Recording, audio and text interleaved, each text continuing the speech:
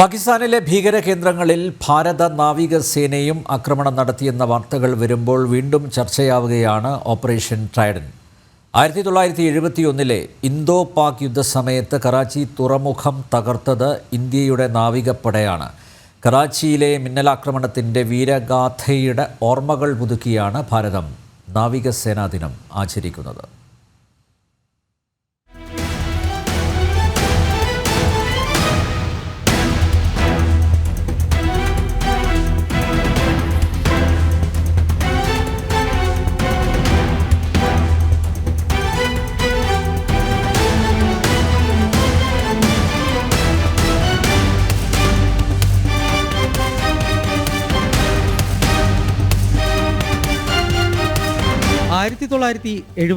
December 4 അർദ്ധരാത്രിയിലായിരുന്നു Karachi തുറമുഖത്ത് ഭാരത നാവികസേനയുടെ മിന്നലാക്രമണം. Operation Trident എന്ന് പേരിട്ട ദൗത്യത്തിൽ മിസൈൽ ബോട്ടുകൾ നടത്തിയ ആക്രമണത്തിൽ പാക് നാവികസേനയുടെ നിരവധി കപ്പലുകൾ തകർന്നടിഞ്ഞു.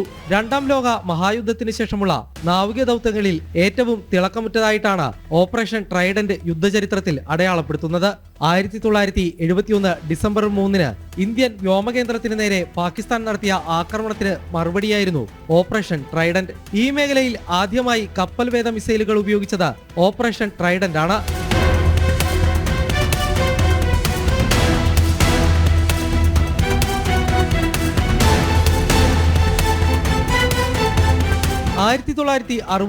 അവസാന ഘട്ടത്തിൽ ഇന്ത്യ സോവിയറ്റ് യൂണിയനിൽ നിന്നും വാങ്ങിയ ഓസ-1 എന്ന പേരുള്ള 8 മിസൈൽ ബോട്ടുകൾ ഉപയോഗിച്ചാണ് ട്രൈഡന്റ് ദൗത്യം അരങ്ങേറിയത്.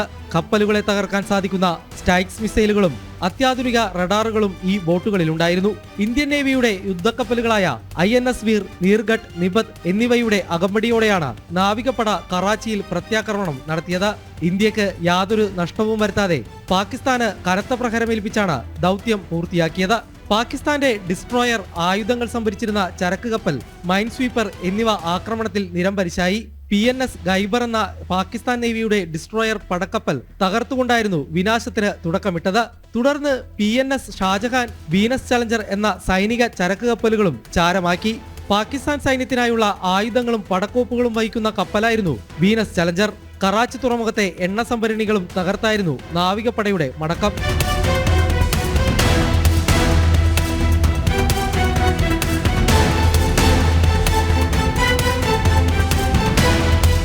ഓപ്പറേഷൻ ട്രൈഡന്റിന്റെ വീരസ്മരണകൾ പുതുക്കിയാണ് ഡിസംബർ 4 രാജ്യം നാവികസേനാ ദിനമായി ആചരിക്കുന്നത്.